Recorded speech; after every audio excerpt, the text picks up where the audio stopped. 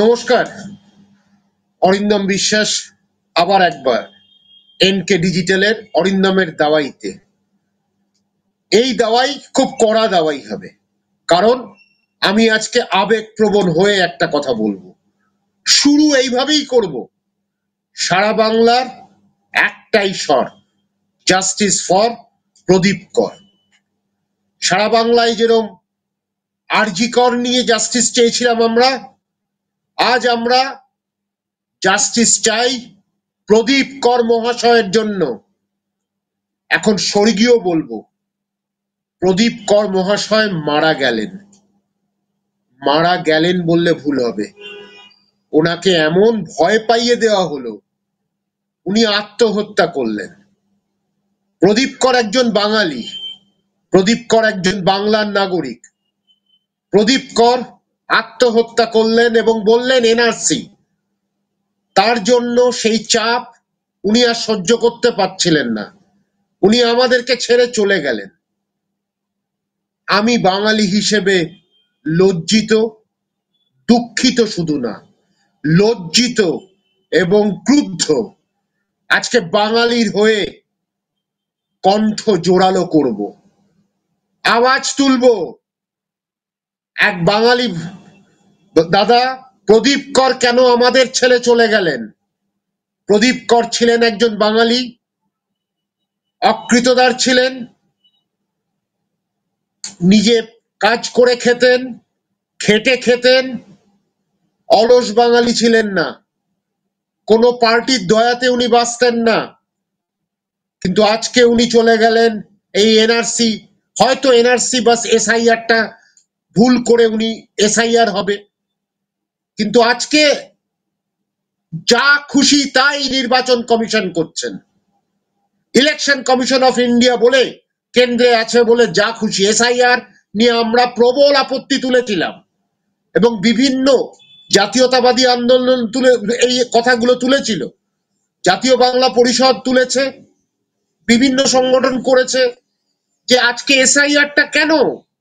Special revision হোক, এই intensive রিভিশনের কি হলো? কি দরকার পড়লো? এই প্রক্রিয়া কয়েক কোটি বাঙালিকে বাদ দেবে এবং সেটা বিজেপি নামক দলটা বারবার বলে যাচ্ছে। তাদের মূল উদ্দেশ্য বাঙালিকে শেষ করো, বাঙালি হিন্দু, বাঙালি মুসলমান শেষ করে দাও। আসামে আমরা দেখেছি এনআরসি করতে গিয়ে হিন্দু ডিটেনশন ক্যাম্পে বেশি মুসলমানের থেকে। সেই জায়গাটা হিন্দুদের জন্য কিছু করা হয়নি। সিএ আসাম সরকার রাজি হয়নি, কারণ আসাম সরকারের একটা শ্রেণী বা আসামে বাঙালি বিরোধী একটা শ্রেণী আছে যারা বাঙালিদের কখনো নাগরিকত্ব পাক সেটা চায় না। তারা বাঙালি বিরোধী, বাঙালিদের ঘৃণা করে। আসামে এসআইআর কিন্তু হচ্ছে না, আসামের নির্বাচনও কিন্তু বেশি দেরি নেই। বাংলায় হচ্ছে আর 11টা জায়গায়, সব মিলিয়ে 12টা জায়গায়, এবং বেশিরভাগই অবিজেপি রাজ্যগুলোতে।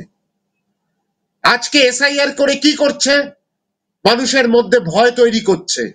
এনআরসি কি করছে? মানুষের মধ্যে ভয় তৈরি করছে।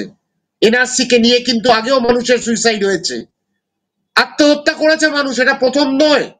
কিন্তু আজকে এসআইআর ঘোষণার পরের দিনই প্রদীপ বাবু চলে গেলেন, এক বাঙালি চলে গেল, এক বাঙালি দাদা চলে গেল, একটা প্রাণ চলে গেল। কে দায়িত্ব নেবে এটা? কে দায়িত্ব নেবে এটা আমি প্রশ্ন করতে চাই। কেন্দ্র সরকার দায়িত্ব নেবে? বিজেপির হন্ডা পন্ডা গন্ডারা দায়িত্ব নেবে? ভুল ভাল একটার পর একটা তথ্য দিয়ে যাচ্ছে। আর এরপর কি বলছে, ভুলটা খুব ভালো করে শুনুন। যাদের নাম বাদ যাবে তারা সিএ তে অ্যাপ্লাই করবে। আরে সিএ কারা অ্যাপ্লাই করবে সেটা বল, সেটা বলুন ভালো করে মানুষের কাছে। যাদের এখানকার রেজিস্ট্রেশন থাকা রেসিডেন্সিয়াল সার্টিফিকেট আছে বা লং টার্ম ভিসা আছে, তাছাড়া কিন্তু সিএ তে করতে পারবে না। আমি কালকে বাংলাদেশ থেকে এসে বলবে আমি পরশুদিন সিএ করব, হবে না। এই প্রক্রিয়াটা কিন্তু ভুলভাল। এক শ্রেণীর বাঙালি হিন্দুরা তাদের মুসলমান ঘৃণা সুবিধা করে দিচ্ছে বিজেপির মতো দলকে। আজ একটা কথা বলি, এই অবাঙালির দল বাঙালিকে কিন্তু শেষ করে ছাড়বে, এইটা বুঝতে বাঙালি পারছে না। বাঙালি ধর্মের নামে অন্ধ হয়ে যাচ্ছে। আজকে বাঙালি হিন্দুবাদ পড়লে দায়িত্বটা কে নেবে? আপনারা নেবেন? ঘটনাচক্রে একটা ভুলে ভরা প্রক্রিয়ার মধ্যে আমরা ঢুকেছি। বিএলওদের কি মাথায় বুদ্ধি দিয়ে ছাড়বে আমি জানি না। তীব্র প্রতিবাদ করবেন যদি কোনো অন্যায় প্রশ্ন করে বা অন্যায় ভাবে কোনো কাগজ নিতে চায়। এই আন্দোলনটায় আপনারাও সামিল হন। এসআইআর করে মানুষের মৃত্যু, আমরা একটা মৃত্যু চাই না, বাঙালির মৃত্যু চাই না। সে হিন্দু হতে পারে, সে খ্রিস্টান হতে পারে, সে মুসলমান হতে পারে। এই লড়াইটা কিন্তু আমাদের করে যেতে হবে। প্রদীপ কর কি দোষ করেছিলেন? কার পাকা ধানে মই দিয়েছিলেন? আজকে উনি কিন্তু আত্মহত্যা করলেন। এই দুঃখের কাহিনীটা তার বাড়ির লোককে কিভাবে মুখ দেখাবেন? বিভিন্ন দল গেছে, আরেক দল মিথ্যে কথা বলছেন, আরেক দল সাহিত্যিক তৈরি হচ্ছে, মনোত্তমা অপবিত্র সব প্রোগ্রামে বিভিন্ন অনুষ্ঠানে এরা আসে, ডাকলেই চলে আসে। আপনার বাড়িতে যদি কোনো ফুল ফোটে, সেখানে যদি ইনোগ্রেশন হয়, তাও চলে আসবে। এরা বিভিন্ন অনুষ্ঠানে গিয়ে ভুল ভাল কথা বলে যাচ্ছে। একজন সাহিত্যিক বলে বসছেন যে আরেক বাঙালিকে বললে কিরকম একটা সন্দেহ হয় বাংলা কথা বললে, সে বাংলাদেশি। এটা তোর বাপের জায়গা নয়, এটা তোর উঠোন নয়, এটা ভারতবর্ষ আর এটা বাংলা, পশ্চিম বাংলা। এই পশ্চিম বাংলায় আমাদের এই আন্দোলন, আমরা এটাকে রুখতে হবে। এসআইআর করে মানুষের মনে বিভ্রান্তি ছড়ানো হচ্ছে। এসআইআর করে কেন্দ্রীয় সরকারের জ্ঞানেশ কুমার ইসিআই যে সে ভুল কথা বলছে, এক সাংবাদিক তার কতটা স্পর্ধা হয়, বলছে সে ব্লাড বাথ হবে ইন বেঙ্গল। হিন্দি আমি বেশি বুঝি না, কি হিন্দিতে জবাব দিল কিছু বুঝলাম না, জবাবটার মধ্যে কোনো সারমর্ম ছিল না। কিন্তু সেই সাংবাদিক কতটা স্পর্ধা যে বাংলাকে ছোট করলো, পশ্চিম বাংলাকে ছোট ভাবে দেখলো। এই লড়াইয়ের বিরুদ্ধে আমাদের কিন্তু রুখতে হবে বাঙালিদের। নত অবাঙালিরা যারা আমাদের এক শ্রেণীর অবাঙালি, যারা আমাদের প্রধান শত্রু, যারা বাংলার কে লুটে ফুটে খাচ্ছে, লুণ্ঠন করছে, বাঙালিরা শেষ হয়ে যাচ্ছে, সেইটা বুঝতে আমরা ভুল করছি বা দেরি হচ্ছে কেন, এই বিলম্ব কেন বুঝতে? আজকে অবাঙালির দল এসআইআর করে কিছু বাঙালি দালাল, বিজেপি নামে কিছু বাঙালি দালাল, তারা এই কাজগুলো করে যাচ্ছে, আর বিজেপির কিছু নেতা সেগুলোকে ইন্ধন দিচ্ছে। আজকে নাইমুল যদি নিশ্চিত হয়ে যায়, তখন নাম তো বদলাতে পারবে। তার মানে কি এরপরে একটাই বলার থাকবে যে পুরুষদের লিঙ্গ দেখা হবে, প্যান্ট খুলে লিঙ্গ দেখা হবে? এই ধরনের প্রবণতা কেন? আর ভুল ভাল প্রত্যেকটা চ্যানেল, কিছু ইউটিউবার, কেউ দাড়িওয়ালা, কারুর দাড়ি নেই, তারা আজকে ভুল ভাল প্রত্যেকটা মুহূর্তে দিয়ে যাচ্ছে, একটার পর একটা তথ্য ভুল দিয়ে যাচ্ছে, মানুষকে ভয় পাওয়াচ্ছে। মানুষ আজকে ভীত সন্ত্রস্ত হয়ে যাচ্ছে, বাঙালিরা আজকে ভীত সন্ত্রস্ত। আজকে দেখবো যে বিহার, ইউপি কটা আধার কার্ড, কটা ভোটার কার্ড নিয়ে আছে, তাদের এসআইআর এ নাম বাদ যাবে কিনা। এরকম দুটো করে ভোট দেয় তারা। অবাঙালিদের জন্য কিভাবে ব্যবস্থা করে সেটা দেখা হোক। সেখানে অবাঙালি হিন্দু বা অবাঙালি মুসলমানও আছে। আজকে প্রদীপ করের মৃত্যুর জন্য দায়ী কে? আমি দায়ী করব কেন্দ্র সরকারকে, ইসিআই কে, আর এখানকার কিছু বিজেপি নেতৃত্বকে।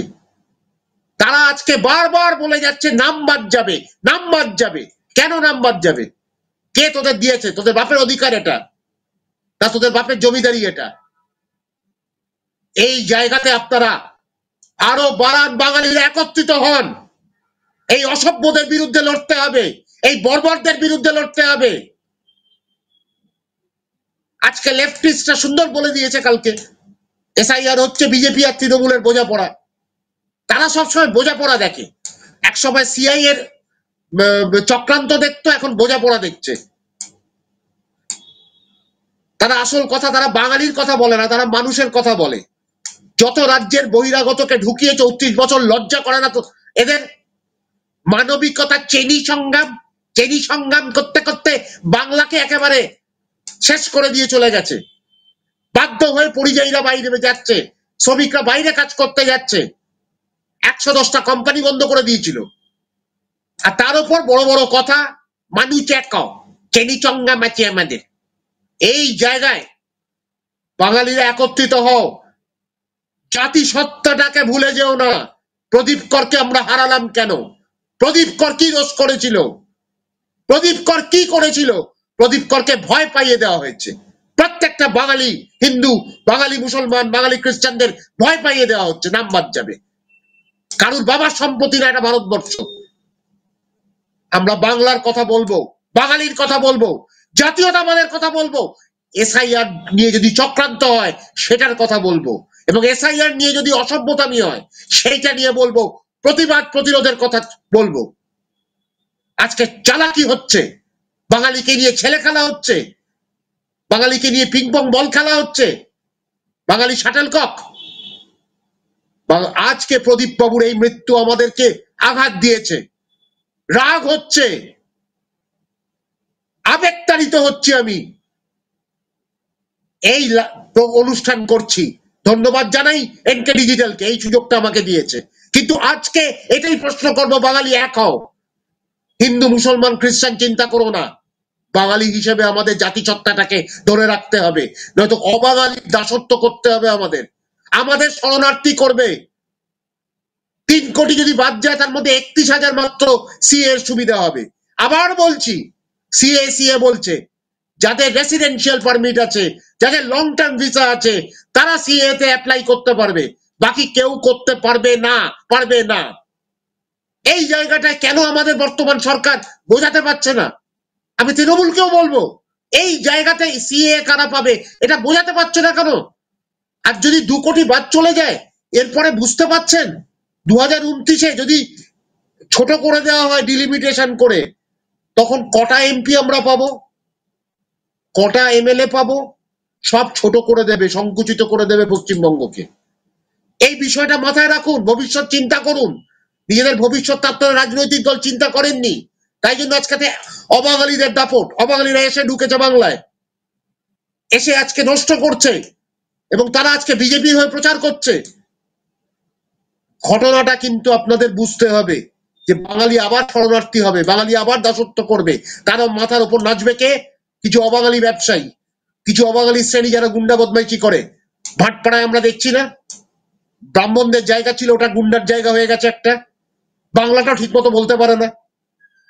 আজ বাঙালিদের একত্রিত হওয়ার সময়, আজ সময় এসেছে বাঙালিদেরকে এক হতে হবে, জাতিসত্তাকে ধরে রাখতে হবে। এই জাতিসত্তাকে ধরে রাখলে কেউ কোনো বাঙালির শত্রুরা আমাদেরকে খারাপ কিছু করতে পারবে না, আমাদের বিভ্রান্ত করতে পারবে না, আমাদের শেষ করতে পারবে না। প্রদীপ বাবুর মতন মানুষ আমাদের ছেড়ে চলে যাবেন না, কোনো বাঙালি আত্মহত্যা করবেন না। কিন্তু আজকে আত্মহত্যা হলো, এটা কে জবাব দেবে? বিজেপির বোদ্ধা কতগুলো আছে, ওই রায় নামক একজন আছে, সব বোঝেন, কতগুলো পোর্টালি ওনার ইন্টারভিউ নেন, তিনি উল্টো পাল্টা কথা বলে যাচ্ছেন, বিষয়টাকে এমন করে দিচ্ছেন একটা অনুষ্ঠানে যেন এটা কোনো ছোট ব্যাপার। আপনার বাড়িতে কেউ মারা যায়নি এইভাবে বলাটা খুব সহজ, আপনার ছেলে পিলে সব চলে যাচ্ছে বিদেশে, আপনার বলাটা সহজ। আপনারা সাধারণ বাঙালির কথা বলেন না, বলবেন না, কোনোদিন বলবেন না।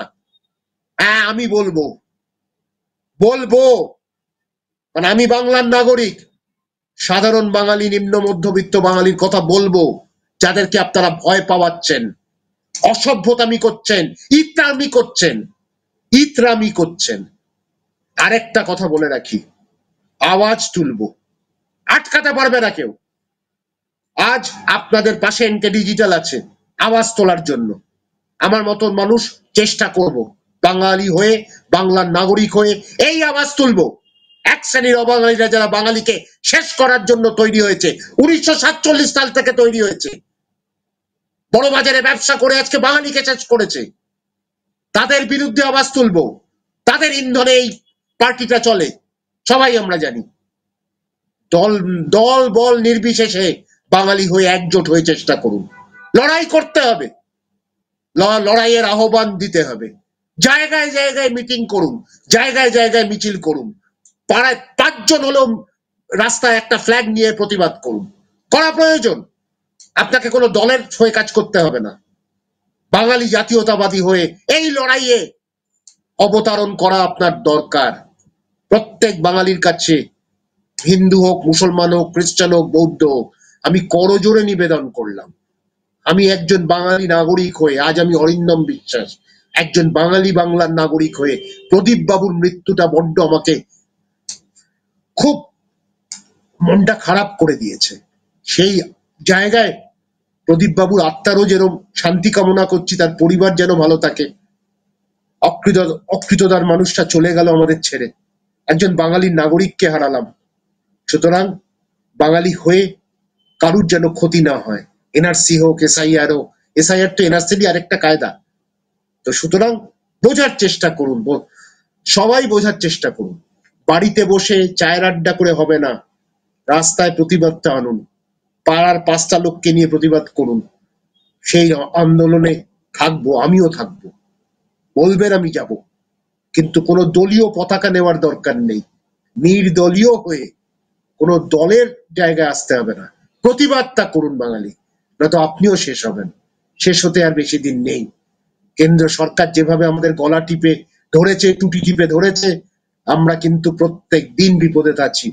এই বিপদের সম্মুখীন থেকে আপনাকে বাঁচতে হবে। যত যত বাধা আছে, বাধা পেরিয়ে এগোতে হবে, লড়াই করতে হবে। লড়াইয়ে থাকুন। এনকে ডিজিটালকে ধন্যবাদ জানাই আমাকে এই প্ল্যাটফর্মটা দেওয়ার জন্য। এই লড়াই চলুক, গর্বের লড়াই, সততার লড়াই, অসৎ মানে অসৎ লোকেদের বিরুদ্ধে লড়াই। আর কোনো দলের দরকার নেই, নিজের থেকে লড়াইটা করুন, দেখবেন মনের জোর পাবেন, জাতিসত্তা শক্তিশালী হবে। এটা আমাদের বাংলা, 86% বাংলা। এই বাঙালির জোর বুঝিয়ে দেওয়া যাবে, আমরা আরো শক্তিশালী হব, দিনের পর দিন হব, আমাদের শত্রুরা পরাজিত হবে। আবার বলি, সারা বাংলার একটাই স্বর, জাস্টিস ফর প্রদীপ কর। তার আত্মার শান্তি কামনা করুন, সবাই করুন আর প্রতিবাদ করুন। ধন্যবাদ, ভালো থাকবেন। এনকে ডিজিটালকে আরেকবার ধন্যবাদ জানাই। দেখতে থাকুন এনকে ডিজিটাল। নমস্কার।